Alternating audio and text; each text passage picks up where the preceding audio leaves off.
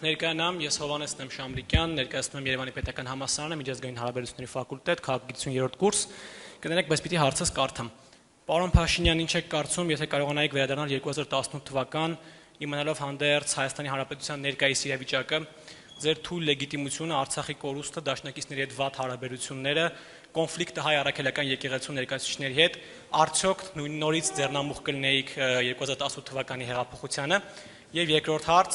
պարոն Փաշինյան, համաձայն չլինելով Արցախյան կոնֆլիկտի եւ հայոց ցեղասպանության հետ կապված ձեր դիրքորոշմանը, նաեւ իրական Հայաստանի գաղափարին, հետաքրքրվում եմ, արդյոք ուսանող Նիկոլ Փաշինյանը, որը ինպես եղել է ուսանող Երևանի պետական համալսարանում, իր ուսանողական շրջանում ունեցել է նույն կարծիքը, որը նա ունի 2020 թվականի աղետից հետո։ Շնորհակալություն։ Ես հիմա ունենայի այն կարծիքները, ինչ որ ունեմ ուսանող ունեցել եմ ուսանողական շրջանում, այդ կնշանակեր առնվազն, որ իմ աշխարհայացքը եւ մտահորիզոնը չի զարգացել, որովհետեւ դա կնշանակեր, որ ես մնացել եմ 3-րդ կուրսում կամ չնայած ես մնացել եմ 5-րդ կուրսում, հարցը դա չի, բայց նաեւ մտահորիզոնի առումով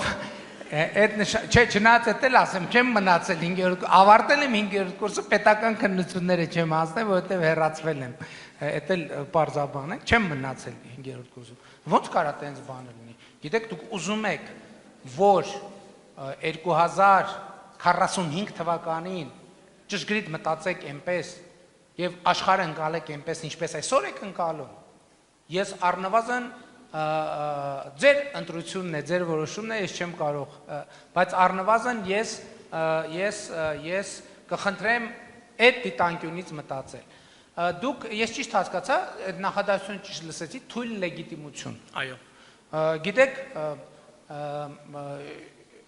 ես սովորաբար իմ և կառավարության հասցեին ասված բաները տենց շատ սուր չեմ հակազդում, ոնց, ես փորձում եմ մտածել, բայց այն թեզն է, որը բացարձակապես չի կարող արդարացվել, որովհետև ես չեմ կարծում, թե 1991 թվականից էսկոմ Հայաստանում եղել է ավելի լեգիտիմ իշխանություն։ Ընդ որում, ես ձեզ հետևյալը ասեմ, ես 2021 թվականին մենք գնացինք արտահերթ ընտրությունների։ Ինչու՞, որովհետև ես զգում եմ, որ պատերազմից հետո այդ լեգիտիմությունը առնվազն հարցականի տակ է դրված և ես չեմ կարող շարունակել լինել վարչապետ, եթե համոզված չլինեմ, որ ժողովուրդը դա թույլ է տալիս և հենց այդ լեգիտիմության խնդիրը լուծելու համար է, որ մենք գնացել ենք ընտրությունների։ Ընդ որում 2018 թվականի ընտրությունները, երբ որ ամբողջ միջազգային հանրությունը գնահատեց որպես ժողովրդավարական սկզբունքներին համապատասխանող, այն ժամանակ էլ ես ընդունում եի, ասում եի, նաև միջազգային գործընկերներին, որ հասկանում եմ, որ երբ որ մի ուժ 70% ձայն է ստանում և առաջին անգամ ի վերջո 95 թվականից հետո մենք ստանում ենք ընտրություններ, որի արդյունքները չեն վիճարկվում, այդտեղ հարցը, դե ընտրությունը ընդդիմությունն էլ էր ասում էր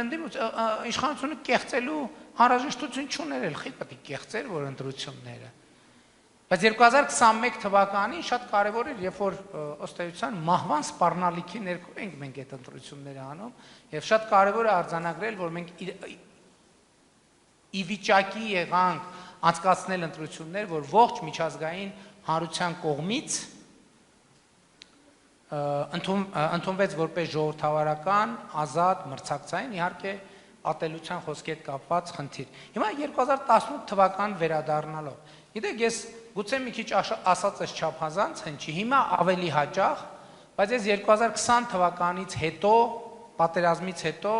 շատ երկար ժամանակ, ամեն օր վերադարձել եմ 2018 թվական, ամեն օր, կհավատաք թե չեք հավատա, ամեն օր ես արթնացել եմ, երբ որ ես արթնացել եմ, սկսած 2020,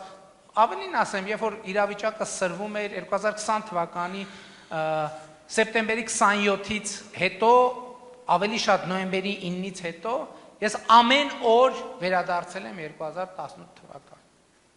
Եվ այդ կետից փորձել եմ էլի հասնել այդ նույն կետը, այսօր էլ ժամանակ առ ժամանակ ես վերադառնում եմ, և ստեղ խնդիրն ինչ է, այդ կշեռքի հարցը իրականում կարևոր է։ Կշերքի հարցը շատ կարևոր է, որովհետև ես ուզում եմ ասել հետևյալը, որ եթե իմ թեզը ճիշտ է, այն որ այդ կշերքի հետ կապված թեզը ճիշտ է, ես գիտեք ինչ եմ հասկացել, ինչ եմ արձանագրում, որ մենք կշերքի այս մյուս նժարի հայրենիքից մի մաս կորցրել ենք 44-օրյա պատերազմի արդյունքում, բայց ձեռք ենք բերել պետություն,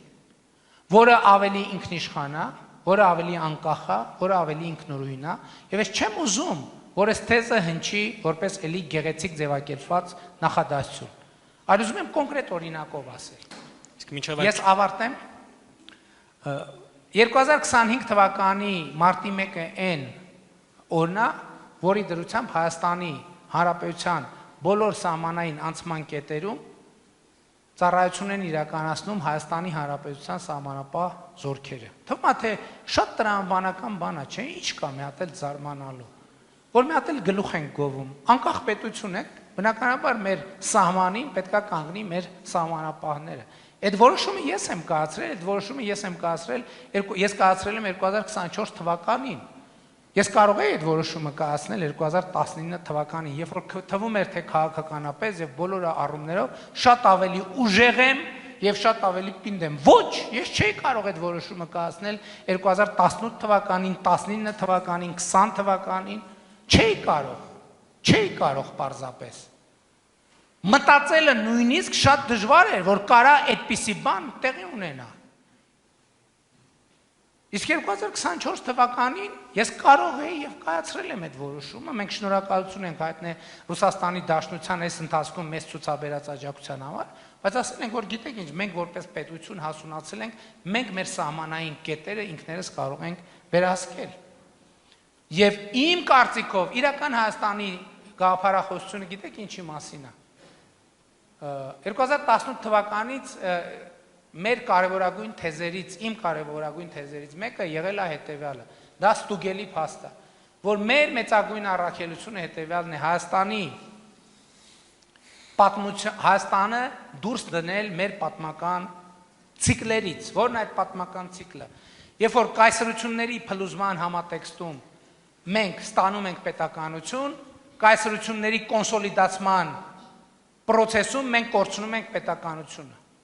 Ես այսօր կարող եմ ասել եւ այս տրամաբանությամբ ես ասում եմ, որ նախորդող շրջանի մեր պատմությունը կորուստի պատմություն չի, նախորդող շրջանի մեր պատմությունը ձեռքբերման պատմություն է, որովհետեւ մենք ստացել ենք պետություն ունենալու եւ հարատև պետություն ունենալու շանս։ Հիմա մեզնից է կախված մենք այդ պետությունը կստանանք թե չենք ստանա։ Եթե մենք համաձայնվենք մեզ սահմանափակել եւ այդպիսով սահմանափակել նաեւ ուրիշներին, մենք կունենանք հարատև պետություն, որը կկարողանանք շանս կունենանք սերնդեսերունդ փոխանցել։ Եթե ոչ, մենք հիմա, հետո չէ, մեր պետականությունը կկորցնենք եւ հետեւաբար ձեր հարցի պատասխանն է, ես այս 2018 թվականին այսքան համոզված չէի, ինչքան այսօր եմ